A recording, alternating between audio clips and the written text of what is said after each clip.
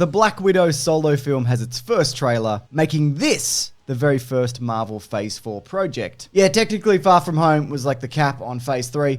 Go figure. 2020 marks this new slate, despite this being a prequel. Look, we'll talk about it, because this is, of course, a trailer breakdown. We're doing the Easter eggs, we're doing the references, we're doing the things missed, including new and returning characters, details on the villain, the time period, and various and other assorted things and the like. Also, if you could leave a like on this video, that would be greatly appreciated. It helps it to get it out there in the world. And if you do give it a like, I can promise you 100 cash of whatever the currency is where you're from. That won't specifically be from me. I'm just saying that sometime between now and when you die, you will be in possession of 100 of whatever the particular currency is from where you are from, or currently living, or where you will end up living. Anyways, let's all go and do this video together. I mean, I'll do it. You can just, after you do the like thing, you don't have to do anything. Okay, so this is the 24th film in the MCU somehow. It's directed by Kate Shortland, who's actually an Australian director, and the idea of a Black Widow film goes back before the MCU, when the property was at Lionsgate. In 2004, David Hayter, who was the voice of various snakes, he was being lined up to write and direct. But of course, when Marvel got the rights back to the character in 2006, there's been mutterings of a Black Widow film.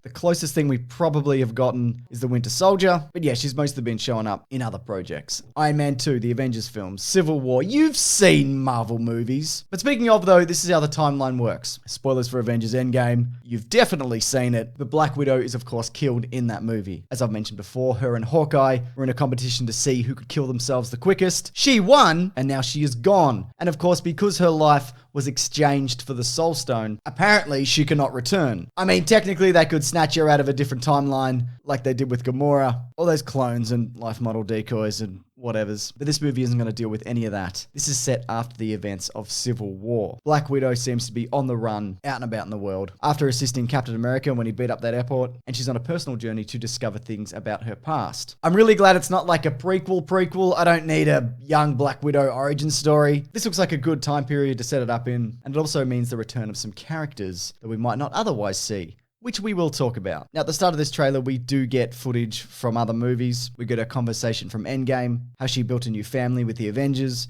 We get footage from Age of Ultron, including that flashback sequence that she has. The cover for Black Widow spy stuff was a ballerina school. There's also footage from the Avengers in 2012. There's Nick Fury standing right there, Captain America and Bruce Banner behind her. We also get footage from the Winter Soldier. There's a lot going on. But that all builds into the Marvel logo, which morphs into this, which if you're familiar with the comic, is the Black Widow logo. These cars driving up here, I feel like they might be a different scene from this, but here we've got General Ross, de-aged, a younger-ish William Hurt. This might be actually the moment where she defects from Russia to the US. This event looks like it might take place in Hungary. These words, watch me give this a crack. Zara Foldis Tengeri Yoza. According to Google Translate, that's dry sea freight shipping. And that can almost certainly be trusted. The internet is bulletproof. So yeah, even though this isn't strictly a prequel movie, it looks like we're definitely going to be ducking back that timeline. This movie looks to have shades of a number of things. Matt, who does a bunch of editing on this channel, he likened it to G.I. Joe. Remember that movie? I saw it on a plane. I thought it was fine. But yeah, these various identities. This is very Bourne-esque.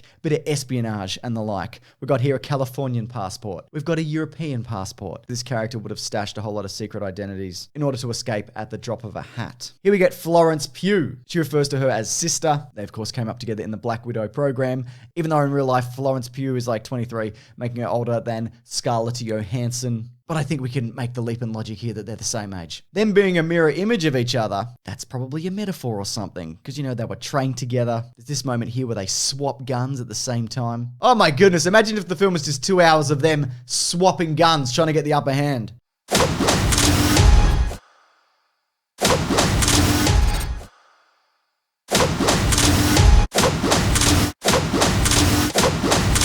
But yeah, that mirror image thing, though, it might reflect the villain, which you're going to get back to. This looks like, though, the area where her sister is hiding out. There's a map on the wall which indicates that she's looking for something or someone, probably past secrets. You know, it's that kind of movie. But also, interestingly, in the background, I picked up on some things. This is a poster for a famous German opera. But more importantly, and I need you to pay attention to this, because this is vital. This is some red circle, red arrow shit right here. That is a PlayStation 3 Rock Band drum kit. In good condition, that would probably set you back maybe 50 to 100 bucks on eBay. If you've got one, you could sell it, and then you get that 100 bucks I was talking about earlier. Now we get a few Black Widow suits in this. We get our civilian civvies, which if it's a Marvel movie, it's usually jeans and a leather jacket. No sunglasses, no hat though. Interesting choice.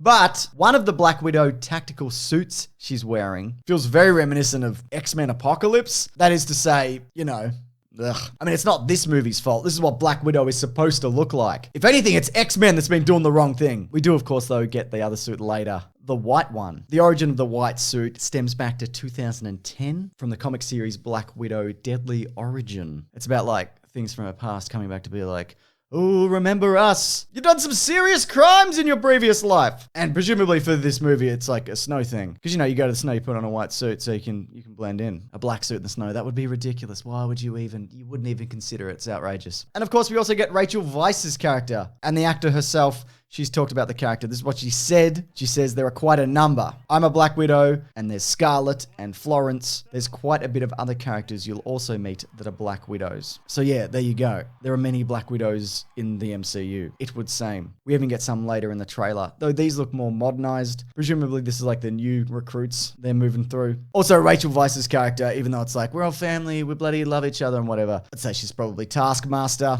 I'm going to come back to that because there's two other things I really need to talk about right now. Superhero landing. Superhero landing.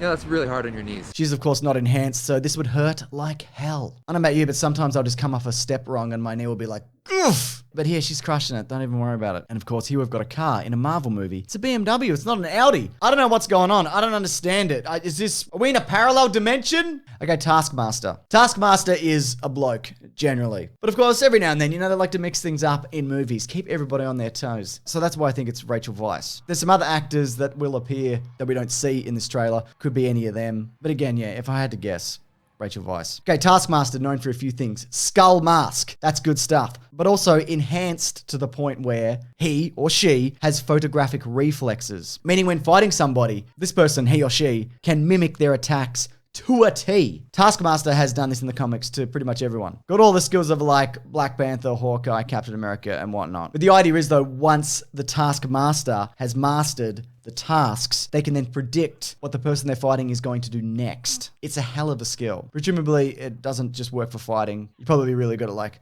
MasterChef or American Ninja Warrior or something like that. I mean, the application, it's potentially limitless. All right, we get David Harbour. He's playing Red Guardian, which is like the Russian version of Captain America. Now, there's been a bunch of these dudes in the comics. Most of them are not enhanced. I think one, maybe two is. His version, Alexei Shostakov, is traditionally not. That being said, in this movie, he appears to be kicking the door off a facility he is exiting. Probably a prison or such and the like. Which makes me think that, yeah, he's probably got Captain America-esque powers, but maybe like a weird knockoff version, because obviously, as mentioned in this trailer, you know, he's stacked on a little bit of weight, but he's still got it where it counts with the punching and whatnot. Some versions of this character do carry a shield. This one, it seems, does not. But the Alexei version does have something like a belt buckle disc, which is a hurling weapon, which then magnetically returns. That being said, looking at this suit, which is very similar to the one from the first Avenger, by the way, that Captain America wore. There doesn't seem to be any belt buckle situation going on here. What we do see, though, is him fighting the Taskmaster, he or her. In the background there, we do get a shield. That's actually Taskmaster's shield. Makes me wonder, though, if Taskmaster, if he or she got their shield abilities from Captain America in a story in this universe, which hasn't played out on film as of yet. Who knows? I certainly don't know. Speaking of the MCU, though, he's not in the trailer, but it has been confirmed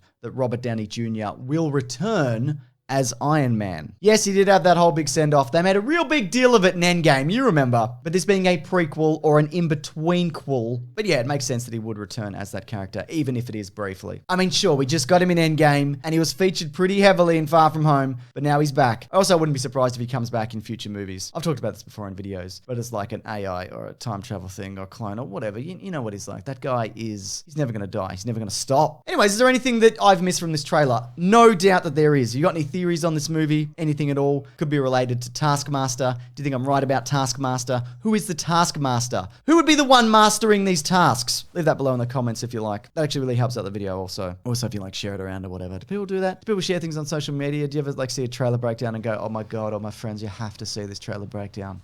Nobody does that, right? That cannot be something people do. Anyways, you can subscribe because there's videos here every Sunday, Tuesday, and Thursday.